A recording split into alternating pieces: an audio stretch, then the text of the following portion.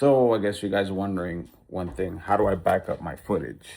Well, I had a problem here, maybe a couple of months ago, where I had this backup system, right? And I would back up my footage to the system. It would take forever. It's called the Synology, and it's this right here, right? And basically, it holds the drives in these bays, right? In theory, that's how it worked. And then you could just keep adding drives when you run out of space, keep adding another drive, another drive.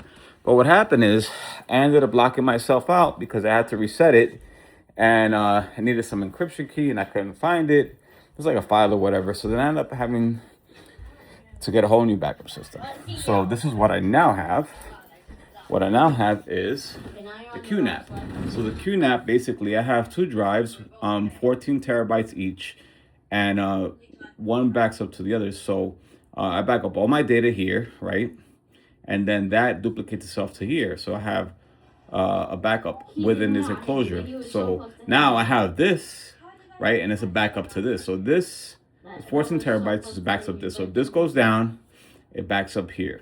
And this is where I store my archival stuff that I don't really want to access right away. So, I have a lot of these little drives, and, that can be cumbersome having all these drives. But, so the stuff I'm working on, I put here, the active stuff. The stuff when I'm going out and about and traveling, I use this, I throw in my backpack or whatever on my laptop.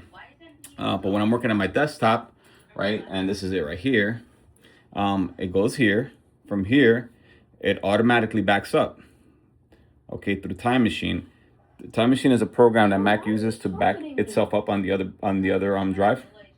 And then here, long-term backup. So that's pretty much how I back up.